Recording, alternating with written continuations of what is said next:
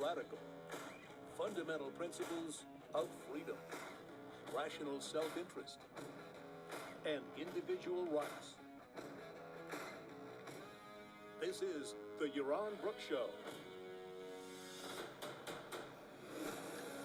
All right, everybody, welcome to Yaron Brook Show on this Thursday, April 11th. I hope everybody's having a fantastic week. My last day in Chile. I have a 4 a.m. flight out home to Puerto Rico, stopping on the way in Panama City. I hate 4 a.m. flights. I mean, God, all right, it means I have to get up like at 2. Anyway, next show will be from home. I'm looking forward to being home. I need to get home. Home is good. All right. Ian says I'm competing with an ARI stream. I don't think that's how it works. I think they're competing with my stream.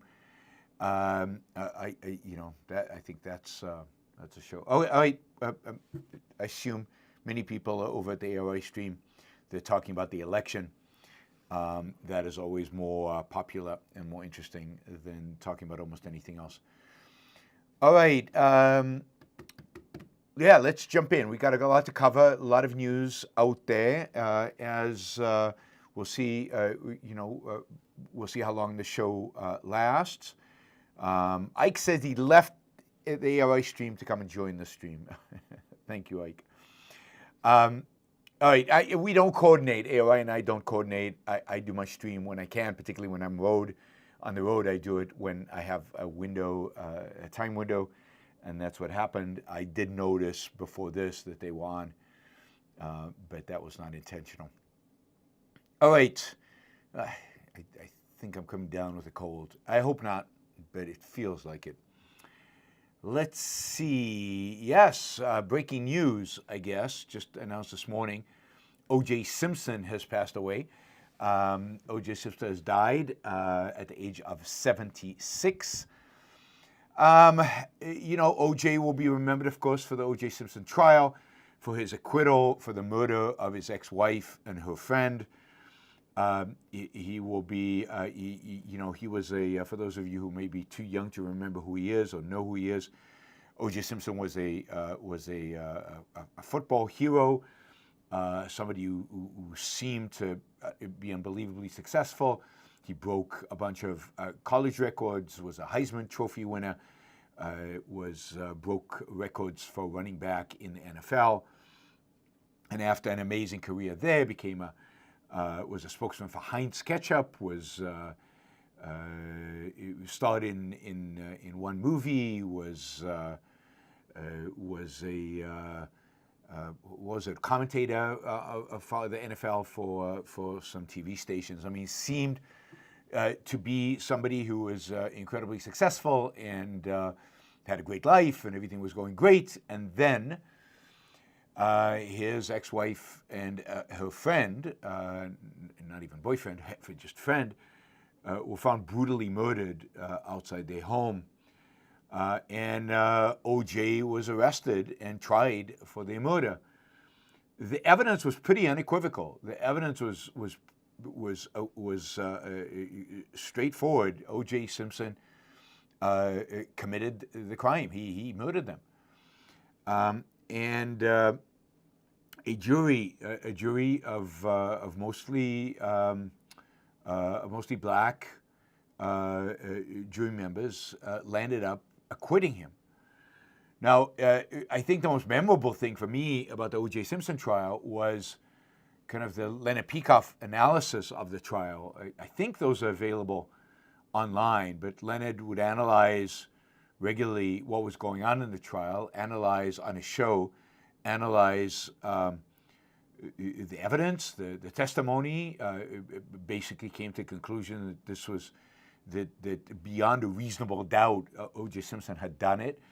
He commented quite a bit about the defense, O.J.'s defense use of arbitrary to see just arbitrary claims about, well, what if the DNA is, and to see doubt in the jury, and the fact that this trial very much played on racial themes, that this was a real elevation of race. That is, well, of course you're accusing a black man of murdering white people. I mean, that's just racism. And the defense was very successful in seeding those doubts in the jury. And I think the racial element played a role here in creating doubts about why the police had arrested him and so on. Although they arrested him because there was blood in his driveway. They arrested him because there were gloves filled with blood, the victim's blood, in his garage. They arrested him because every piece of evidence, every shred of evidence, pointed to O.J. Simpson as having committed the murder. I think Leonard Peikoff's analysis of this was brilliant. If you can find the show, you should. He basically,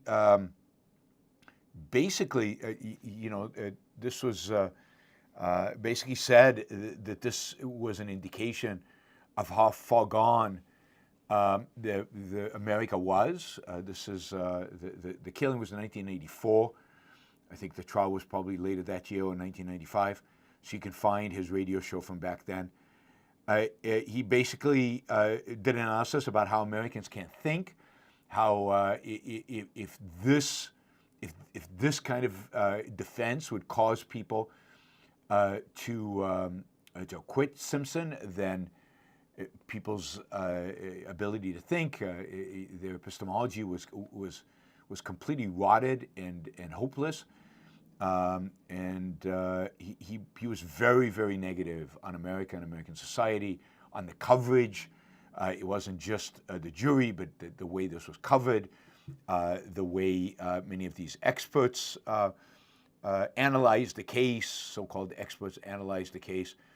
I mean, this was I think this was really a brilliant analysis, and a real negative call on American society, on American culture, on the American people that Leonard made, which has only over time kind of proven to be right. And of course, the racial issues have only become worse in America. The racial questions have only become issues. To hell with the evidence, what matters is race. That kind of attitude is much stronger today than probably ever before. Anyway, O.J. did land up serving years in jail. He was found guilty in a civil lawsuit brought by the parents of the victims against him, and had to pay millions, I think $23 million or something, some enormous amount of money. So in a civil lawsuit, he was found guilty of the murder and had to pay. He landed up leaving California, moving to Florida, trying to sell assets, and as part of that, I never got into the details of this. He gave away some of his memorabilia or sold some of his memorabilia, his Heisman Trophy and other things. He then broke into somebody's home to try to steal them back, and had a weapon on him, and was accused of kidnapping, and anyway, landed up spending a significant amount of time in jail, as he deserves. I guess good riddance from the world to O.J. Simpson, a bad man who had every opportunity to live a good life, had ultimately, had a horrible upbringing and had a really difficult time in his youth, but overcome all that, became this incredible athlete, became this very, very successful person and business person, but obviously something was rotten deep down in his core, something so rotten that would lead him to slit the throats of two people in a state of rage. There was a real evil in this man, and it's good to have seen him suffer, even though he was acquitted. I think he spent the rest of his life from 1994 to today basically, in horror and suffering, and part of that, of course, in jail. And he passed away today, so that closes a chapter on O.J. But I do, again, recommend finding Leonard Peikoff's analysis of that trial. It was truly brilliant. All right. Iran is in the headlines as it has been for now a week since Israel bombed the Iranian embassy in Syria. Iran has been threatening to attack. Israel has responded by saying that if Iran attacks from Iran, which is a weird kind of, it just shows again Israeli weakness and meekness. Israel said if Iran attacks from Iran, that is, if Iran launches missiles from Iranian territory that hit Israel or target Israel, Israel will attack Iran proper, implying that if Iran doesn't attack from Iran, that is, if it uses its proxies, but clearly it's proxies, right, doing its bidding, and they attack from Syria and Lebanon and Yemen and Iraq, then Israel won't attack Iran, which is bizarre and wrong and weak and just horrible. Israel should have attacked Iran a long time ago. It should have taken out its nuclear program. All indications now are that Iran is, with the heightened tensions with Israel, is invigorating its nuclear program and could be very close to developing a nuclear bomb. This would be, of course, a major catastrophe and a disaster. It also, so why is Israel not going to attack Iran? I mean, this is a fantastic opportunity to attack Iran, to attack its nuclear facilities, to take them down a notch, to weaken them substantially, to weaken their influence in the Middle East, to weaken their influence on all these so-called proxies. And if we're going to have any peace in the Middle East, the Iranian regime has to go, or the Iranian regime has to be neutered in one way or the other. And this is an opportunity for the Israel to do that. And it seems like even with this, they will only do it if the Iranians attack from Iranian soil, which as if that is significant. It does seem like Iran is likely to attack Israel at any time now. Any moment. It does seem like Israel is braced for this, as is the United States. Diplomatic missions all over Israel are getting instructions from their home offices on preparing, and the preps are for a disaster, for taking out the electricity grid and taking out cell phones. But I expect, anyway, so there is a lot of prep going on in Israel right now. The headline in Bloomberg is U.S. sees imminent missile strike on Israel by Iran and its proxies. The real fear is, I guess, that they all attack at once, that Israel is overwhelmed from from the south, the east, and the north. And that really tests its missile defense system, and that means some missiles will get through. So there's real fear, I think, right now in Israel. I think there's real fear that Iran will take this opportunity to really try to cripple Israel. Now, I have a different take on this, and of course we'll find out what the truth is soon enough. I think in the end, the Iranians will launch something pretty mild. I don't think Iran wants a war with Israel. I don't think Iran wants a war that might cause the United States to enter. I think the Iranian regime is weak from the inside. I also don't think I don't think Hezbollah right now wants a war with Israel, even though they keep pretending they do, but I don't think they really do. Again, Hezbollah is pretty weak, and it's weak politically within Lebanon. Many Lebanese don't like Hezbollah, don't want Hezbollah, and Lebanon has been a kind of a state on the brink of just disaster for years now, and a war with Hezbollah, between Israel and Hezbollah, would cause Lebanon to collapse, is the fear. Just for those of you not familiar with this, Lebanon, a country which has both Shiite Muslims, Sunni Muslims, Christians, Jews, has a pretty diverse population in terms of religion.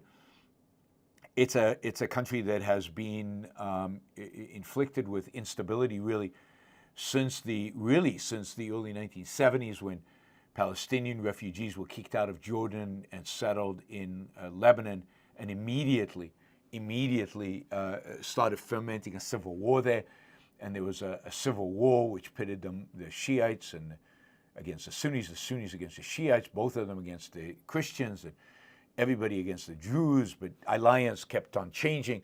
A brutal civil war, which was horrific, which ended in the 1980s, but never really ended, in that violence and tension and continued in Lebanon and continues in Lebanon, political instability.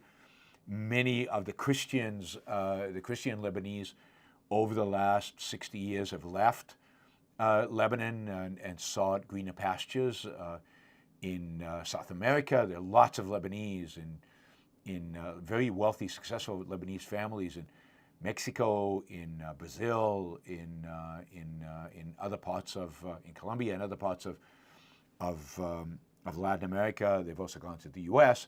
They've gone to Europe. So the Lebanese, remember, Lebanon pre the early 1970s was talked about as the Paris of the Middle East. It was a beautiful, beautiful city. I was in Beirut in 1982. It was pretty devastated when I was there. It was pretty. This was at post Civil War and post war with Israel, and the city was in shambles. And yet, in spite of the fact that it was in shambles, you could still see how beautiful a city it was, and all the stories of how vibrant a culture it was, how vibrant a nightlife there was. It was just it was a secular, beautiful, amazing city.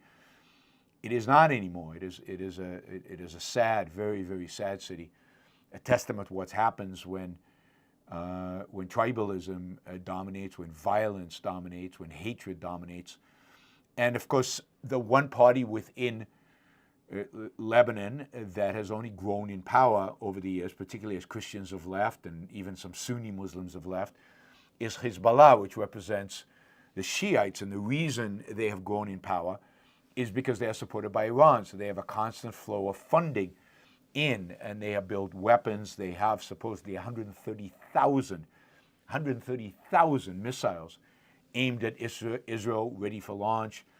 And they are also a very experienced military force. They have fought in the Syrian civil war for a decade now. And they, of course, have fought against Israel on occasion. So we're talking about an experienced, and they have, many of them have received training in Iran and have seen combat. So we're talking about an experienced military group with fighters with experience. So Hezbollah is a significant force. I think a more significant force than Hamas is. And they are, anyway, Hezbollah is one of those proxies that could very well attack Israel. So Israel's on high alert. Israel, of course, is threatening back a powerful response on Iran's territory if it's attacked.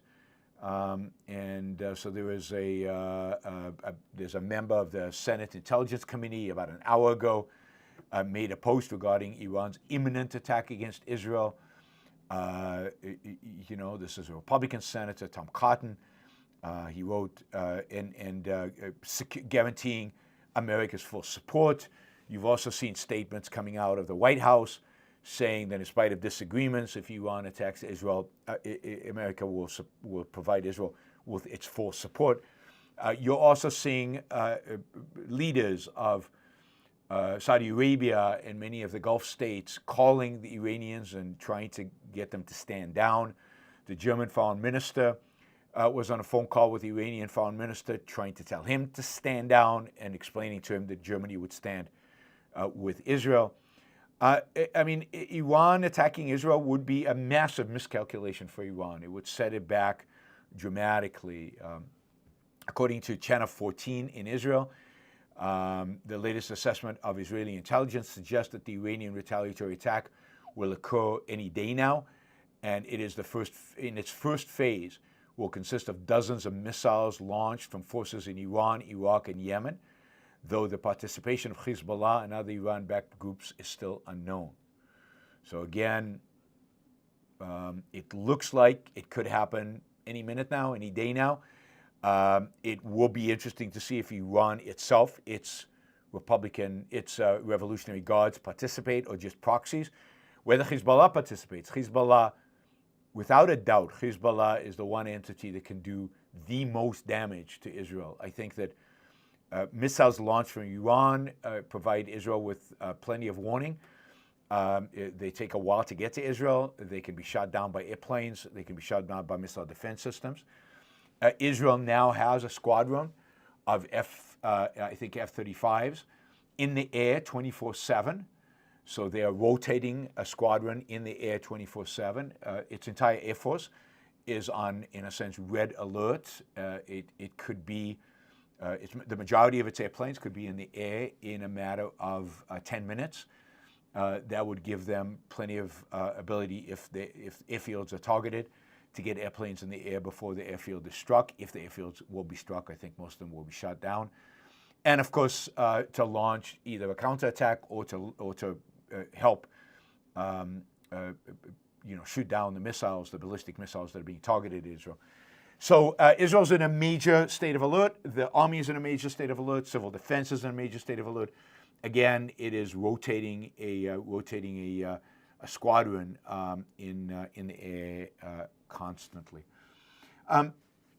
So that is just a quick update on Israel. At the same time, this morning, Israel launched a major operation in the center of Gaza on one of the refugee camps that it had not yet entered. It had intelligence that Hamas had many fighters there. There were still tunnels there that they had not destroyed, and they were entering, as of very early this morning, they were entering that camp, killing Hamas fighters and destroying the tunnel systems there. So there's fighting on the ground occurring right now. Again, my thoughts go to the young kids who are fighting to defend their lives against the barbarians. All right, just one other related issue that relates here to the war, but is directly related to what's going on in the U.S.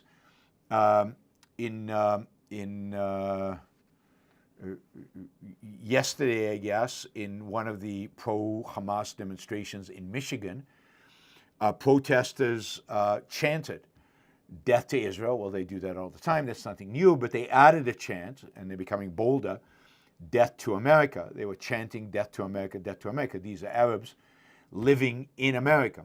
I wonder how many of them are going to go back to where they came from as a consequence of this. Death to America chants in Michigan. Today, the congresswomen from that district in Michigan, Representative Rashida Tlaib, we know Rashida Tlaib pretty well, was asked to condemn the chants of "Death to America." She instead had a complete meltdown in front of the camera, refused to condemn the chants, and resisted condemning them. I think this is, God, I mean, it is pretty amazing that both Democratic Party and Republican Party are committed to imploding. They both are trying to alienate as many voters as they can. If a representative in Congress is not willing to condemn chants to "Death to America," it is hard to see how her political party is going to be successful. It is likely that Jews, or not just Jews, generally supporters of Israel, are going to have a very hard time voting for Democratic Party whose representatives are not only willing to stand by calls for the destruction of Israel, but also now willing to stand by and not condemn calls for the destruction of Israel. And at the same time, you've got a Republican Party that is imploding over, among many things, over the issue, well, two issues, I'd say, imploding the Republican Party. One is incompetence, just sheer, straightforward incompetence, whether it's nominating really, really horrible people to run for office, or whether it's what's happening in the House of Representatives and how totally incompetent the Republican majority is in handling their affairs there. And then, of course, the second issue is abortion, which is just unbelievably destructive to the Republican Party right now. Yeah, but there you have it. Death to America is now a chant in Michigan.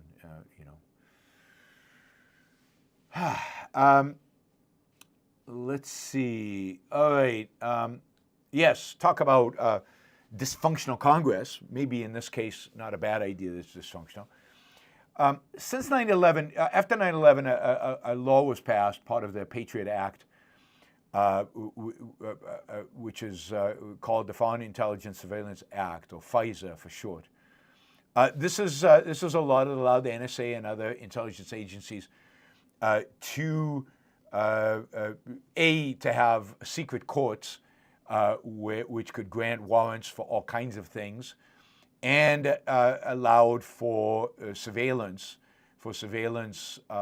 using a big net to accumulate and then screen the data that we use in our phones and our computers, not only of foreign citizens, not only foreigners, but also of American citizens.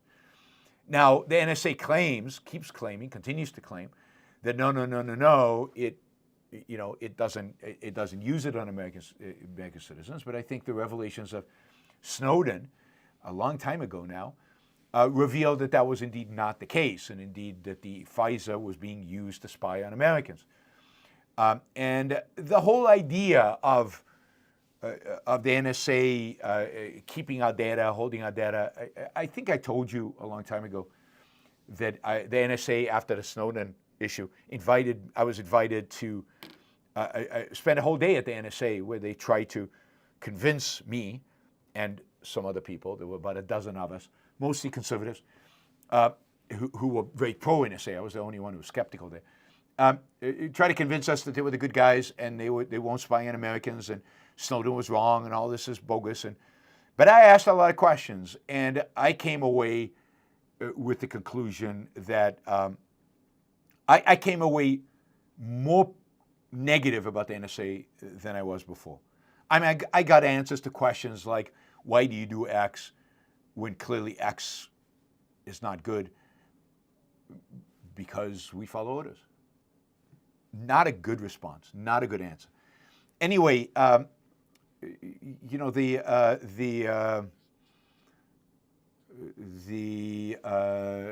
FISA bill, which authorizes the NSA and the rest of the intelligence community to do these things, which authorizes these secret courts, there was a slight overhaul of it, very modest, and it was coming up for renewal. It gets renewed, I think, every 5 years, and it came up for renewal. To his credit, Donald Trump came out and said that Republicans should vote against it. Now, you never know why Donald Trump says what he says, so I don't know why he said that. Is he concerned about our liberties and our freedoms? I'm skeptical. Or is he committed to creating mayhem in the House of Representatives and creating gridlock so that nothing really gets done? I think that's probably more the motivation. But in any case, a number of Republicans who would typically vote for this, because they're conservatives and they don't mind spying on Americans, landed up on Thursday in a procedural vote, voted against it, which kind of scuttled the whole thing, and it made it impossible to move forward. Speaker Johnson has then met with them, and supposedly he has a plan to move forward with the legislation, but it's not clear that anything can really be done. Supposedly the same procedural vote is going to be had today. And I don't know that anybody expects the result to be any different. Again, this is the bill to reauthorize Section 702 of the Foreign Intelligence Surveillance Act, which allows the intelligence community to gather and sort the communication of foreign targets without a warrant. But the accusation is that they use it also to gather and sort information about Americans. And I have no reason to doubt that is indeed some of what they do this. So we will see whether Johnson, the Speaker of the House, can get this through. We will see what happens if he doesn't, if this section is not authorized, what happens to NSA, what happens to the intelligence agencies. They've got a lot of a lot of energy and a lot of resources dedicated to this particular activity. Can they maybe reform this act in order to, in a way that got rid of spying on Americans, that got rid of the secret courts? I doubt it, because I doubt it would get support, because I think Republicans ultimately want the secret courts. So, hard to tell. When Trump was president, he didn't do anything to reform this bill. When Trump was president, this was renewed, as always. So there's no reason to believe that a Trump presidency would change this. I think one of the options suggested was to reauthorize it for 2 years. And then if Trump becomes president, he can chime in on how he'd like to see it reformed. My guess is he will not have it reformed at all, and we'll just go with the flow.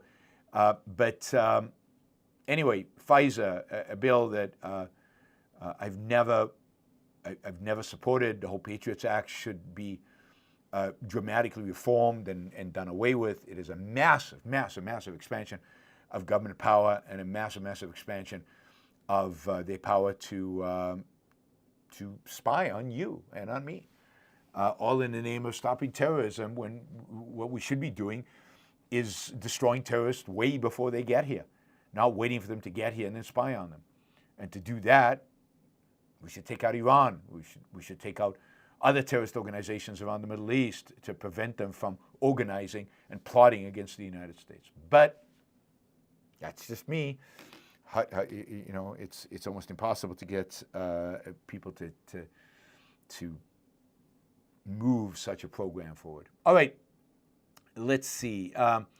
We talked yesterday about what happened in Arizona, about the abortion bill. Anyway, today the Democrats in the Arizona legislature, together with one Republican, tried to propose a bill that would repeal the 1864 law and put in its place the law that was already approved 2 years ago that would set the restriction on abortion at 15 weeks.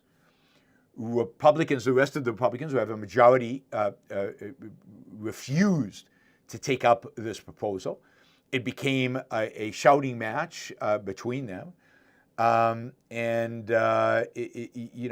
Shouts of shame and anyway, Republicans will not view this. They cut it off twice and quickly adjourned for a week. So the legislature, the Arizona legislature, is adjourned for a week now, and we'll see what happens when they come back, and if Republicans are willing to talk about something to prevent this 1864 law actually going into effect. The state attorney general, who I think is I don't know if she's a Democrat. Chris May he is a Democrat or a Republican. I don't know. The governor is a Democrat. The legislature is Republican. Anyway, she said, I guess it's a she, she said that she will not prosecute anyone under the 1864 law. She will not prosecute them under the law. But will doctors continue to do abortions in spite of the law, given that she has promised not to prosecute?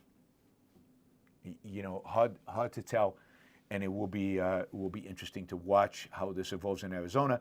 I mean, again, this is a boost of Democrats' hopes for November, because there will be a proposal on the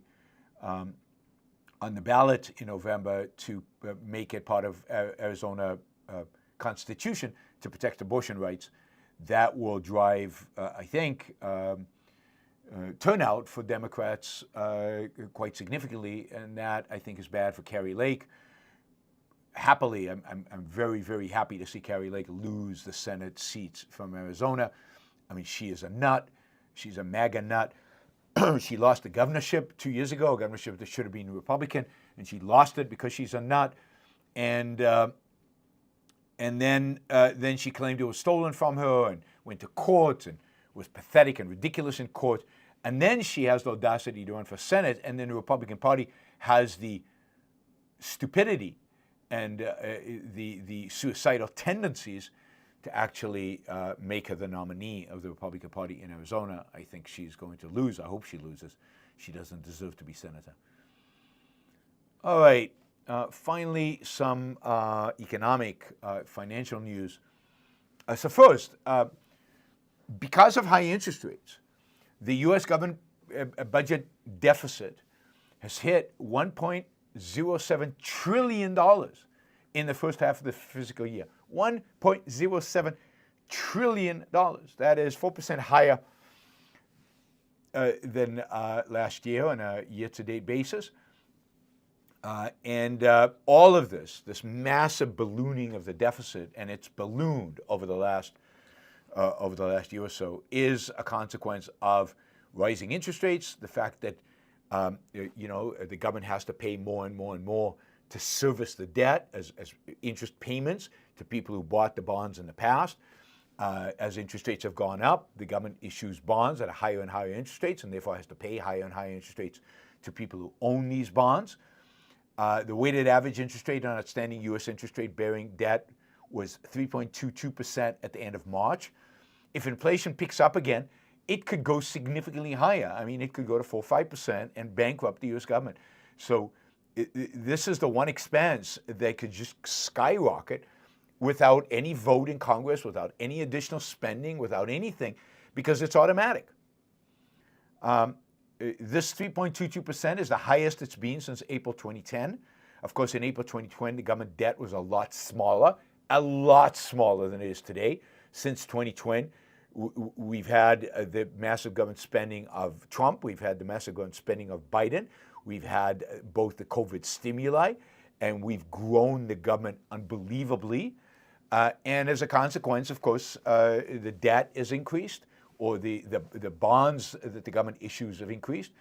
And as a consequence of the increasing debt, as interest rates have gone up, they've gone up by 65 basis points. That's 0.65%. From a year ago. That is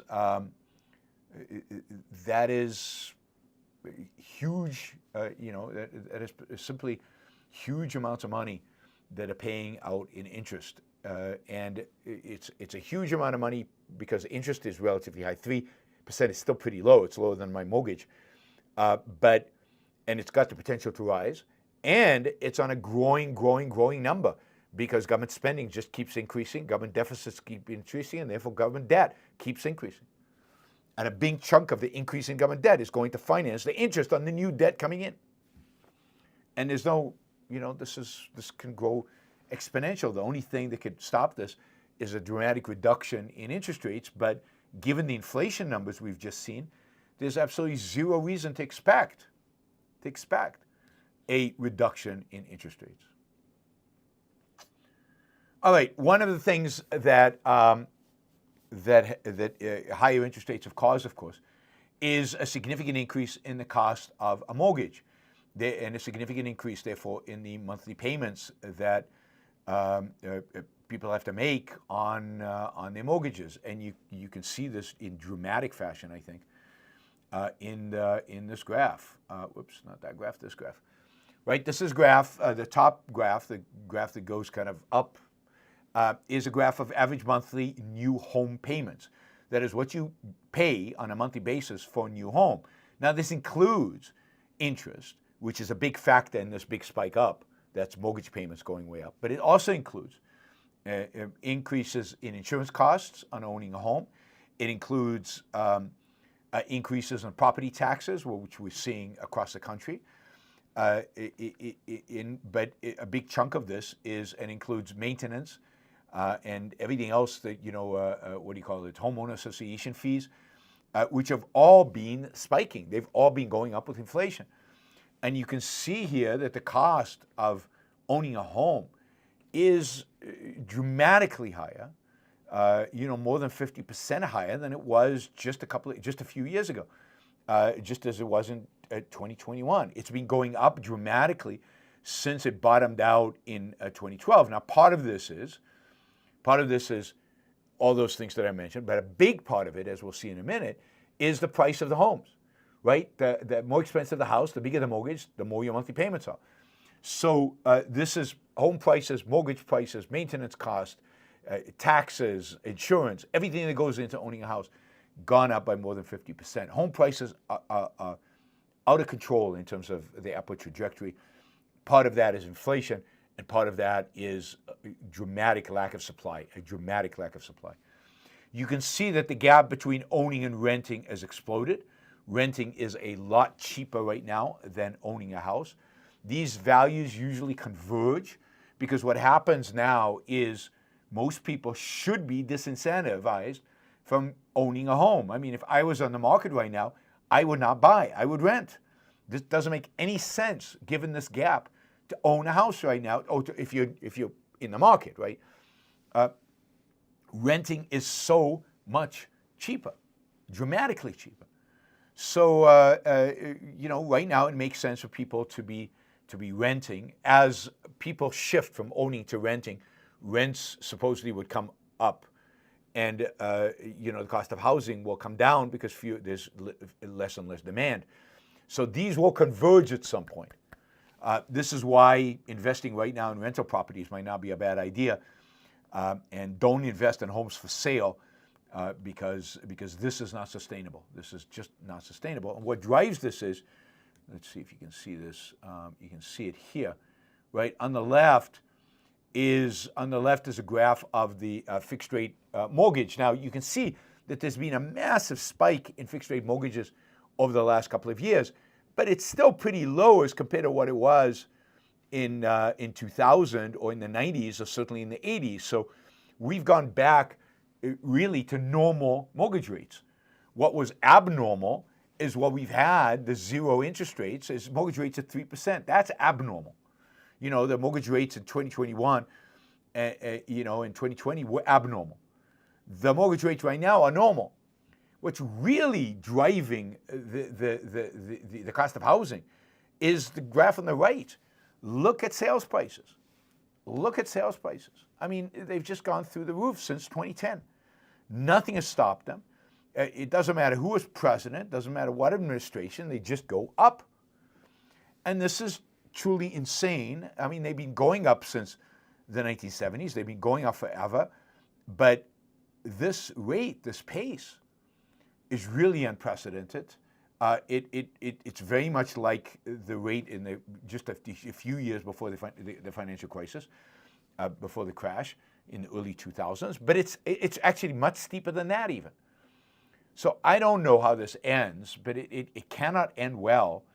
And it really ends with people not wanting to own a house, which is not necessarily bad. Again, I don't think there's anything wrong with renting, but to buy a house in this kind of market, to buy a house when the trajectory is like this, I think and when rent is so much cheaper, is insanity. And anyway, and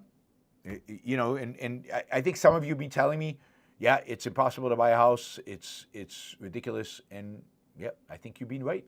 I think you've been right. So this maybe is the primary thing that explains why people are so negative about the economy. Is the status of home buying is just, and the cost of buying a home is just ridiculous. And again, it's more than just the price of the house. It's the interest rate on the mortgage, but it's all the auxiliary costs. I know that insurance has gone up dramatically, and people are paying a lot more today on insurance than they have in the past.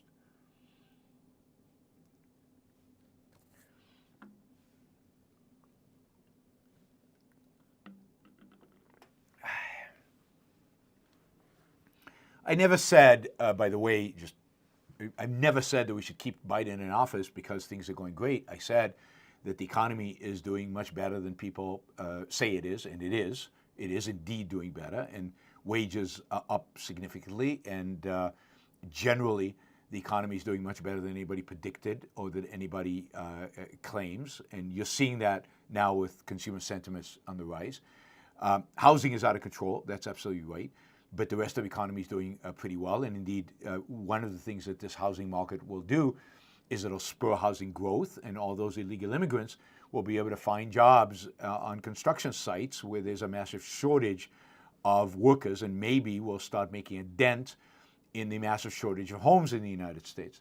However, However, I don't support anything Biden done. Everything Biden's done is hurting the economy. Whatever the economy is doing well, it's not because of Biden any more than when the economy was doing well, relatively well under Trump. I thought it was because of Trump. I don't think presidents get that kind of credit. I don't think any of them do. I think it's absurd that you think they do. I think it's absurd that you think they're responsible.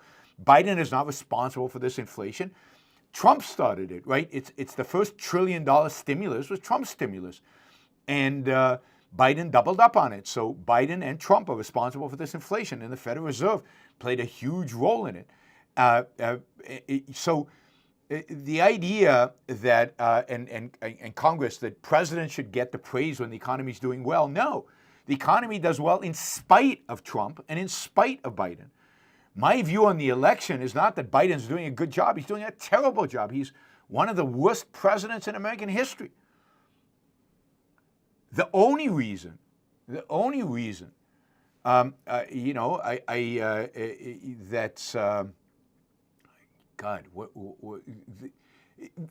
only point about the election is I don't support Trump. It's not that I support Biden. I don't. I never have. I didn't in 2020, and I don't today. I don't support Trump. Trump is a disaster for reasons I've articulated many, many times. Both of them are horrible for the economy. Trump, marginally less horrible because in the past of his regulatory policies, not his spending policies. His spending policies were just as bad as Biden's, but marginally less bad for the economy because of his regulatory policies. If in a second term he will keep those regulatory policies, I worry that he won't, given the kind of people he has surrounded himself with for the second run. Yes, and Ken and Scott will revert to the appeal to authority over and over and over again. And he says, well, Leonard Peikoff supports Trump, and that's good enough for Ken. I mean, you're so shallow and empty, it's unbelievable. I mean, it really is unbelievable that the one time they bring out Leonard Peikoff's name is, I just talked about Leonard Peikoff with the O.J. Simpson case and stuff. The only time they pick up Leonard Peikoff's name is, but Peikoff votes for Trump. And that's supposed to end an argument, right? There's no argument. What if Leonard Peikoff votes for Trump? And it's curious because when Leonard Peikoff told them they should all vote for John Kerry in 2004, I doubt they said, well, if Leonard Peikoff says it, I'll vote for John Kerry. It's just they use the authority when it's convenient for them. When it's convenient for them. So yes, what Leonard Peikoff thinks is relevant and important, but the way you use it is you use it as a complete, sheer, unequivocal appeal to authority and nothing else. Leonard Peikoff is brilliant. He's a genius. All right, let's see. Super chat. Let me first say that this show is supported by listeners like you, those of you who contribute. There's a bunch of you on here that don't, just here for entertainment value and don't support the show at all. Free riders, we call them in economics. That's okay. But thank you for those of you who support the show.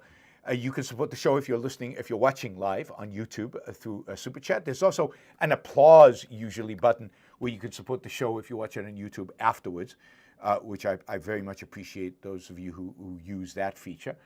Of course, the best way to support the show is a monthly contribution on Patreon and on yaronbrookshow.com/membership, which is PayPal. Also, the Ayn Rand Institute is a sponsor of the show. They are now taking applications for scholarships for OCON in June. So please consider applying for OCON. OCON's a fantastic conference. You'll get some of the best speakers the best speakers and objectives, and we'll be there. It'll be fabulous. It'll be an opportunity to really engage with the intellectuals, but also to meet and make new friends, meet and engage with new people, but also refresh friendships from the past. Anyway, April 15th, 4 more days to apply for a scholarship for OCON. Expenses paid. It's pretty cool. All right, and finally, Alex Epstein is a sponsor of the show. Hey, I can drop names too. Alex Epstein sponsors the Yaron Brook Show. And Alex, of course, is the writer of Energy Talking Points. You can subscribe to that. It is a brilliant exposition of the issues related to energy, and energy and climate change are probably the most some of the most urgent issues that we have out there. And Alex is by far the best voice in the world on these issues right now. So go subscribe to alexepstein.substack.com. You can also get a premium subscription and get Alex's AI, which basically is trained on Alex to answer your energy questions. All right, let's see. Oh, we got two $50 questions. Thank you, guys. Let's start with Silvanos. Silvanos says, if you had the money, could you buy out the national debt and in essence conduct a hostile takeover of the U.S.? Sounds nonsensical, but couldn't resist. Nobody has the money. Nobody has the money. If you bought up all the U.S. debt, you would have a lot of leverage over the U.S. government. Of course, the government, given its state, the government could default on that debt. It could just not pay you. But then it could not raise any more debt if defaulted on the debt, and that would force it to shrink. So if you bought up all the debt, force the government to, in a sense, shrink as a consequence, you would be moving the country towards greater economic freedom in a dramatic kind of way, of course, assuming they shrunk in the right way, which, given the politicians, I don't trust them one iota to do. But yeah, it's in the what is it, 27 trillion? I don't know what the number is exactly right now, but it's beyond the reach of even the richest of the rich. Ashton, is all art political? If not, what art would you would you consider political? No art is political. Art is fundamentally not political, and that is good art. So good art is not political. It has political implications, but it is not political. So the left believes that everything in the world is about power. It's about a power struggle. It's a zero-sum world in which we're constantly in a struggle among each other to try to capture more of the pie and therefore more of stuff, right? And to impose power on others. And in their view, art is 100% political. And they make a lot of political art. So does the right. There's a lot of political art on the right as well. Certainly Nazi art, Soviet art were political, but they were shit art. They were really bad art, as is almost all art that has a political banner on top of it. Art is fundamentally metaphysical. It is a reflection of the artist's, good art is a reflection of the artist's metaphysical value judgments. What are metaphysical value judgments? They are judgments about your attitude towards towards reality. So art reflects the attitude towards, is reality knowable? Is reality coherent? Does man belong in the world? Can man understand and accept reality? Is man competent? So art addresses the questions about the metaphysical nature of reality and your evaluation of those things, and the metaphysical nature of man. So if you look at the Dark Ages, the sculptures are all of groveling gargoyles, and the human beings characterized are always meek and bent over and emaciated. They're just horrible. And that is a metaphysical view of the nature of man. It's not a political statement, although it has political implications. Michelangelo's David is a rejection of that view of man. Man now is heroic, competent, able to deal with reality. So it's a metaphysical statement about the nature of man that Michelangelo's David makes. You watch a movie. Is the movie coherent? Does it have a plot? Does it follow any logic? That's all good. That suggests that reality is knowable. Or is it incoherent, mumbo jumbo, jumps around? You can't really make any sense of it, and that says something about the view of the filmmaker about the metaphysical nature of man and his knowledge of reality. Is the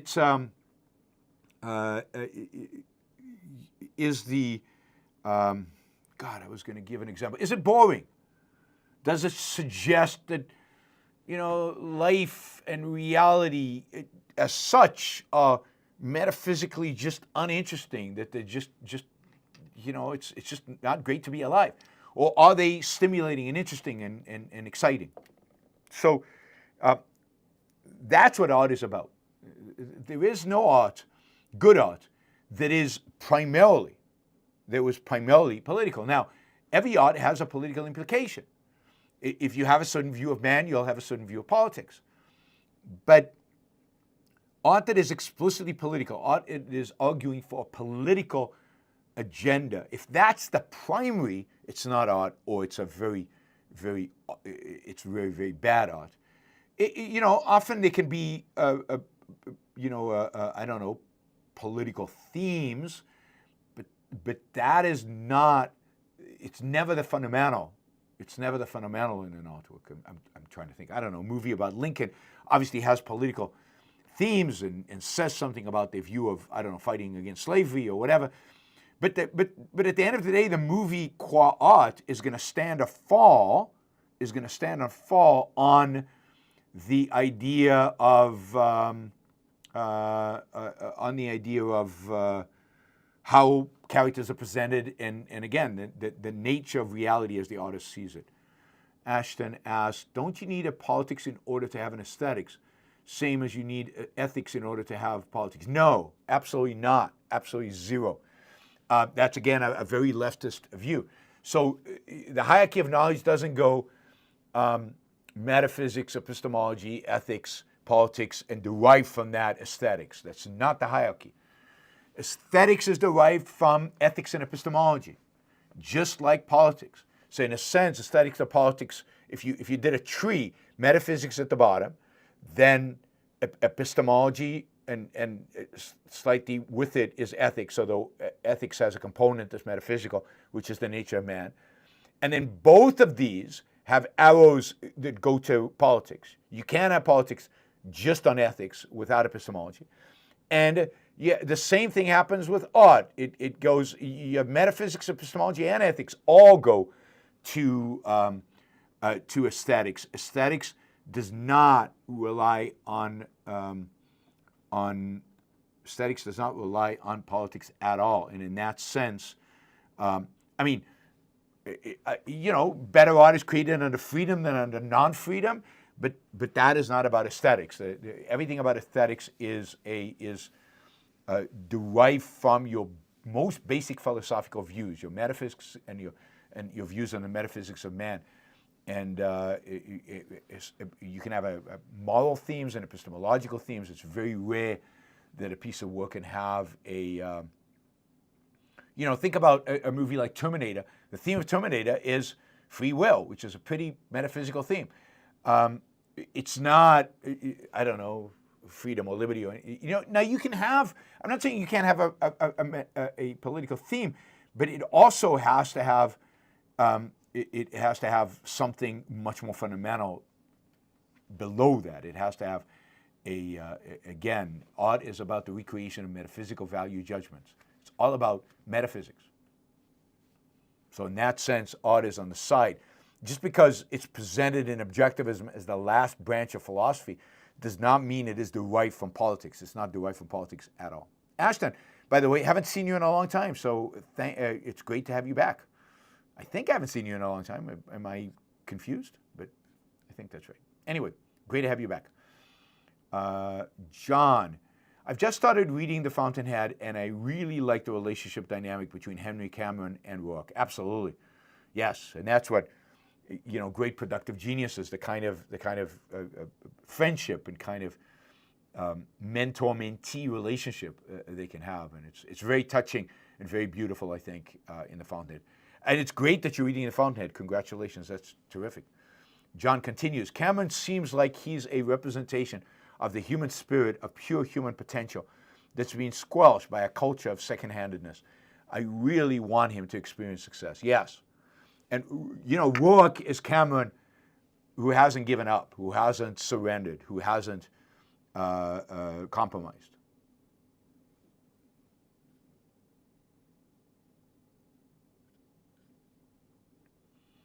All right, Sylvanos, hypothetically, if major conflict arose between the U.S., Israel, and Iran over the embassy bombing, would it hurt or help Biden in the election? Well, it really depends on how he responded, right? It really depends on what the outcome was. If he landed up, if the United States landed up, you know, with Biden's support and backing, destroying the Iranian nuclear project and ultimately overthrowing the Iranian regime and bringing a new era to Iran, then it would help Biden a lot. If he entered another quagmire in the Middle East, it would hurt him a lot. So it really depends on what the response is in that conflict, how we behave in the conflict. John, Yaron, the Statue of Liberty has a torch raised high, a book clenched in her arms, and a crown on her head. I don't know what any of that symbolizes. If you would make your own Statue of Liberty, would you change anything?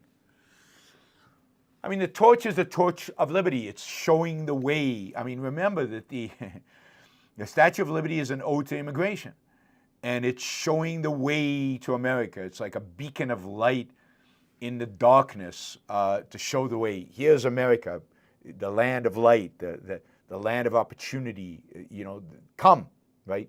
So it's showing the way. I think the book represents the fact that America is based on a philosophy, based on ideas, based on thinking. I'm not sure what the crown on the head represents. I'd have to think about that, and I'd have to look at it to see it. But I don't know. I mean, I'm not an artist, and I don't have that kind of imagination. But it strikes me that she's pretty good. It's a pretty good sculpture. It's a pretty good symbol of America. And her location right at the mouth of the entrance into New York City is perfect. Ultimately, New York City is the American city, not Washington, D.C., God forbid. It is New York City, so that's where she belongs. And that's where the torch belongs. That's where you should enter. That is America. It is the land of production and so on. So it is a beacon of hope and of opportunity. It still is. America still is. It's just we have rejected it as such. Bradley, charisma has helped me in business, but I fear this ability. How is it different from social metaphysics? Is it just a matter of purpose, i.e. reality, productive focus versus non-productive social focus? Jobs versus Obama charisma? Yeah, I think that's right. You know, charisma just means that you have an effect on people, and it's hard to exactly, you know, figure out exactly why some people have charisma and other people don't, but people do have charisma. Some people clearly do. But charisma is not necessarily a negative. That is, it depends on why you have that charisma. If the charisma comes from your interest in and study of how to manipulate people, then obviously it's bad. But if your charisma comes from you're just good at articulating ideas in a passionate way, in a way that people respond very positively to, that's a good thing, not a bad thing. So that's something to be embraced, not to be rejected. So yeah, very much the charisma of Jobs versus the charisma of Obama, or the charisma of Clinton, is a good you know, example of the different types of charisma. And yeah, Jobs' charisma comes from exuding confidence and knowledge and understanding his audience and understanding in a positive way what they want, and more than they do, right? Teaching them what they need. And that's a very different than pandering to the audience. Shahzad, have you ever been inside the Statue of Liberty? Yes, absolutely, several times. I've climbed to the top. You used to be able to go, I don't know if you still can, you can go to the torch and look out from there. It's a magnificent view. It's a beautiful statue. It represents, I think it represents really positive forces in American history. It was built with private money. It was contributed. It was created by the same guy who built Eiffel, the Eiffel Tower. So Eiffel, here's his name. It was a gift from France, but it arrived in the U.S. and the government didn't have money to build it, so it was built with private funding. It was built very, very fast, very, very efficiently, and it was placed in the perfect location. I think because it was a private project, not a government project. So the history, it's worth reading about the history of the Statue of Liberty. It's quite amazing. All right, we have a few more questions. So let's get through these. Roland, you're competing with an ARI and an ARC UK stream. Hope to see more of this in the future. Yeah, it's getting very difficult in objectivism. There's so much content being produced. There's so much stuff going online that people are challenged in terms of figuring out what to watch and when to watch it. So thank you for being here when you have other opportunities out there, and thank you for supporting the show with your super chats. Mary Aline, why would anyone waste their time asking Iran to stand down? That just gives them recognition and don't deserve. Is Iran even open to persuasion? I think they're open to pressure. I think they're open to threats. I don't think they're open to persuasion. But why would people do it? For the same reason people do what they do, because they're pragmatists, they're on principles, they're sellouts, they're altruists, they coddle evil all the time. I mean, the United States, particularly under Biden, has been negotiating with Iran nonstop. So yes. I like numbers. Why did ARI put out a video subtly implying it was somehow Maria and Milei's fault for an interview format that ARI ultimately agreed to? Well, ARI did ultimately agree to that format, so it's not, I don't think it's anybody's fault.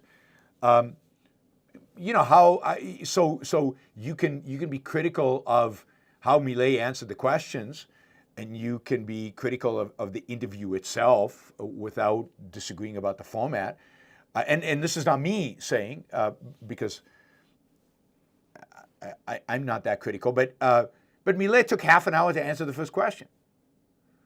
And that's ridiculous, right? And by doing that, the questions, the series of questions that ARI would have liked to have asked him was never answered. That is, it was never asked and never answered because he took half an hour to answer the first question.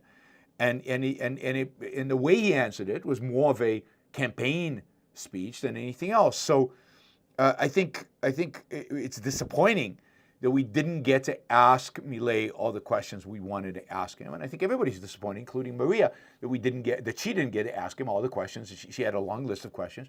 She didn't get to ask him some of the other questions. Because I was, the interview generally, in terms of the interview itself, not in terms of doing something with Milei, but the interview itself was disappointing because Milei said nothing, right? I mean, what he said was, it was basically kind of a campaign rally more than anything else, and it all dealt with the politics of situations. He said, there were a few things he said were good, but mostly it was not that interesting and not that important. So that's disappointing. It would have been great to have a real conversation, a real deep dive into what he thinks about the world, what his philosophy of governing is, what his views on different things, including views on things that we disagree on. Unfortunately, it never got to that point. It never got to the point of him expressing anything deep. It was all pretty shallow. So that was what was disappointing about it. And it's too bad that Milei didn't. He knew he had a script, so he knew all the questions he was going to be asked. You could argue that he strategically spent half an hour answering the first question in order to avoid answering many of the other questions, because he knew there was a limited time. If he ate all the time up with the first question, then he wouldn't get to the questions maybe he didn't want to answer. But my view is that was completely predictable given that he's a politician. He is in a position, he is now a politician, and he's acting like a politician. And he didn't want to have a discussion with me, partially because of English, partially because he didn't want to have a discussion. He wanted to answer questions. And he's a politician, so and he's a president of a country, and he's got, there's no upside for him to have a discussion or debate with me. So, I'm not surprised he didn't agree to that. And then he agreed to an interview, and he agreed to the questions, and then he developed a tactic to avoid answering the questions he didn't want to answer. All right? Chad says, until recently, I could never understand how Holocaust could have happened. Now I totally get it. Also, do you think Israel will exist in 30 years or so? I do think Israel will exist. I think Israel will survive. The Israelis have nowhere to go, and they will fight. They will fight to survive. I worry more about certain countries in Europe and things like that than I do about Israel, because Europe doesn't have the will to fight. And I worry kind of about the politics of what kind of an America we have in 30 years. I think America will exist in 30 years, but what kind of an America will there be in America we'll be happy with, even moderately happy with, or not? That's what I worry about it. I'm not that worried about Israel surviving in 30 years. I used to be more worried because of demographics, but the demographics have turned out pretty good for Israel, even without the religionists. So, in other words, Arabs in Israel are having fewer and fewer babies. Like, as they get rich, as they get free and rich, they have fewer babies, which is what you'd expect. And yes, I agree with you. What's happening over the last 10 years has made understanding the Holocaust much easier. I think the Trump phenomena has really shown how mindless people can be, even in the freest country in the world. Now, Trump is not Hitler, but just a phenomena. And the mindlessness around Trump is astonishing. And the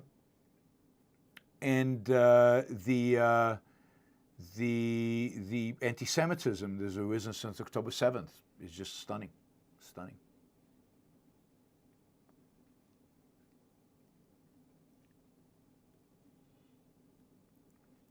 Apollos, do you think Brook Derangement Syndrome exists? No, I think it's much more right-wing mindlessness syndrome. I think there are a lot of people who follow this chat who are just mindless, and they have, in a sense, talking points that they get from the right-wing whatever, and they have no mind of their own. They don't think for themselves, and that's what they mouth, that's what they spout, and you can see it. You can see how they have their talking points, and they can't think. They can't even put their talking points in an original sentence. The sentence just sounds like the talking point that every other right-winger says out there all the time. Yeah, I mean, it's, I don't think they're deranged about me, they're deranged about reality, about, the fact that, I mean, and they all have this emotional link to objectivism. They all think of themselves or feel themselves to be objectivist, or it's something that appealed to them in their youth, and they still have some affiliation to it. That's why they still hang around here among objectivists. They still are connected to it somehow. But and Chuck Leaf is an example of that. And maybe he's not even connected to objectivism. He's just here to, I don't know, troll or to just be an asshole. But so it's just, it's not that although I do have a negative impact on them, there's no question. So there is a sense in which they have a Brook Derangement Syndrome, in a sense that even when I say something that you would think they'd agree with, they find a way to spin it to make it seem terrible. All right, Neocon.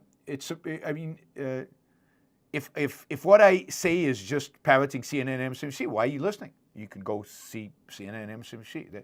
That's the point I don't get by people like this. I mean, what are you doing here? Neocon, it surprises me that people like Charlie Kirk and Candace Owens praise Winston Churchill, but if they were alive in World War II, they would call him a warmonger.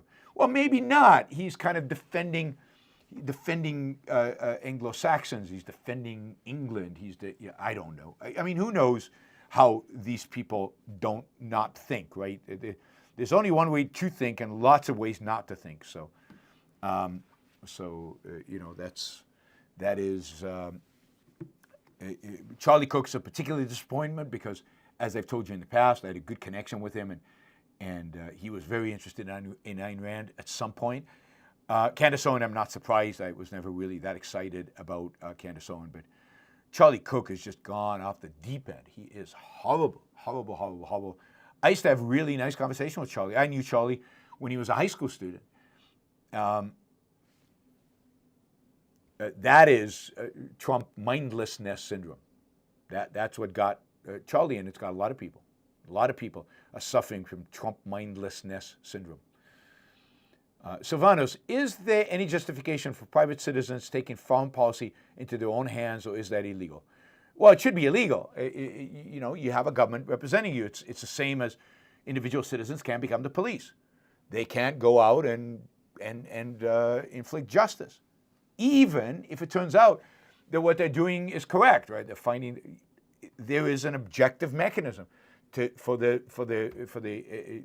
doing justice. And that objective mechanisms is something important, and that we assign to a government, and that's the responsibility of government, both in foreign policy and in domestic policing, if you will. Thank you, Sylvanos. All right, let's see. Yeah, I mean, here's the kind of criticism, right? This is the kind of criticism I get. I don't know why I interact with this, but anyway. All the generalization about right winners with specifics, but never mention a left wing except Biden. Really, never mention a left winger except Biden. I didn't mention what's her name today, just today, Taleb, the congresswoman from Michigan, and her inability to condemn chants of death to America. I didn't mention that today. Am I delusional? Is somebody there willing to verify that I mentioned her? I haven't mentioned all the education stuff in California, all these leftists. I haven't mentioned leftist professors who advocate for crazy, insane leftist ideas by name and gone in depth over this. I didn't do at the time a whole show on Ibrahim Kendi and his anti-racism, or about, what was it, white guilt, or whatever that book was called. It's just ridiculous. I mean, this is, so maybe I take everything I said back. There is such a thing as Brook Derangement Syndrome. There is. I say stuff and they don't hear it. No, I said it because people chanted death to America, death to America. And so I condemn the left pretty much on every show, something about the left. All these news shows, there's almost always a story about how horrible the left is, not just Biden. And nobody can hear it. They can't hear it because they've convinced themselves, no, Yaron loves the left. He hates the right. He only talks about the right. He never talks about the left. And that's it. That's it. And so who asked me? Was it Apollo Zeus? Yes, there is such a thing as Brook Derangement Syndrome. We have coined a new medical phenomena, a new psychological phenomena. There definitely is. But I think it's part of a broader phenomena where I think the broader phenomenon is people can't think. They can't hear. They can't really read because they can't think. They read and hear what they want to hear and read. And they can't be objective about it. All right, everybody. I will see you on Saturday. I'll try to think of some leftists to attack on Saturday, just because now I'm worried. I'll see you all Saturday, and I will be traveling all day tomorrow. I'll be finally getting home. I'm looking forward to that. And yeah, see you guys. Have a great Friday today, Thursday and Friday. I'll see you on Saturday.